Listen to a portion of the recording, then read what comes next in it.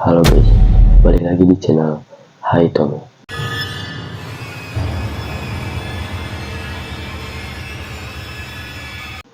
Jadi di cerita horor kali ini merupakan sebuah kisah nyata yang dialami oleh seorang pendaki yang nekat mendaki sendirian lewat jalur Pasar Setan Candi Ceto di Gunung Lawu. Cerita mistis ini berasal dari seorang laki-laki bernama Nando yang suka sekali mendaki gunung. Meskipun dalam perjalanan Nando sendirian, ia tetap nekat naik gunung. Letak Gunung Lawu berada di antara perbatasan wilayah Kabupaten Ngawi dan Magetan. Gunung Lawu ini cukup terkenal karena keindahan panoramanya sehingga dapat memikat para pendaki untuk berkunjung ke sana. Termasuk Nando, yang cukup berani untuk mendaki gunung tersebut sendirian. Dengan memiliki lokasi yang strategis, karena pendaki dapat melihat dua provinsi sekaligus dari puncak Gunung Lawu. Sehingga setiap tahunnya, gunung ini tidak pernah sepi pendaki. Konon dari beberapa cerita yang terdengar dari para pendaki, terdapat cerita misteri yang tersimpan di balik Gunung Lawu ini, yaitu jalur yang dinamai Jalur Candi Ceto. Menurut beberapa orang dan masyarakat, jalur Candi Ceto diyakini memiliki kisah horor tersendiri sebagai tempat para lelembut atau disebut juga Pasar Setan Gunung Lawu. Nando sempat berpikir untuk melanjutkan pendakian atau tidak. Pendakian ini berkisah pada saat Nando mendaki Gunung Lawu yang terletak di daerah Magetan. Setelah mendengar cerita yang sebagian ceritanya menjurus kepada hal yang mistis atau kisah misteri. Namun, ia mencoba untuk tidak peduli. Setelah mempersiapkan barang-barang dan logistik untuk pendakian, ia pun siap untuk berangkat menuju Gunung Lawu. Nando berangkat naik bus arah Jawa Timur pada jam 10.00 pagi dan sampai pada jam 18.00 malam. Nando yang sudah sampai langsung melanjutkan pendakian. Setelah melewati beberapa pos, waktu sudah malam. Nando mendaki dengan hanya membawa peralatan dan dirinya sendiri di tengah keheningan malam menuju puncak Gunung Lawu.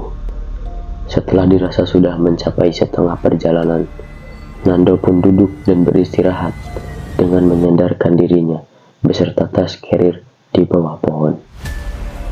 Pada saat duduk, Nando melihat dari arah gelap yang cukup jauh di hadapannya. Ada seseorang yang berdiri. Ia pun menghampirinya. Terlihatlah seorang laki-laki yang berusia cukup matang di atas Nando, berpakaian adat Jawa dengan memakai bendo Jawa berwarna coklat. Laki-laki itu pun memperkenalkan dirinya. Mas, nama saya Tejo. Nando yang sudah mulai keringetan pun menjawab dengan ramah. Iya mas, saya Nando. Mas mau pergi ke puncak Gunung Lawu ya? Ucap Tejo. Iya mas. Yowis, saya tunjukkan jalur yang cepat. Ya mas, biar cepat sampai ke sana. Oh, begitu ya. Oke deh bang, jawab Nando. Tapi dengan syarat, kalau kamu lewat ke jalur Candi Ceto, kalau ada yang manggil, jangan nyaut.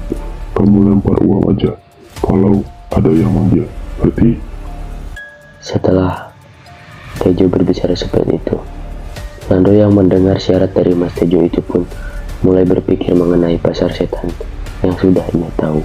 Jangan-jangan maksud dari si abang Tejo ini pasar setan itu, pikirnya. Nando pun kembali melanjutkan perjalanan dengan mengikuti Mas Tejo dari belakang. Setelah beberapa lama, Nando mulai mendengar suara-suara samar seperti ada keramaian dari jauh. Semakin dekat, keramaian itu semakin terdengar, seperti situasi orang-orang yang sedang berkumpul. Namun Nando tidak melihat apapun di sana.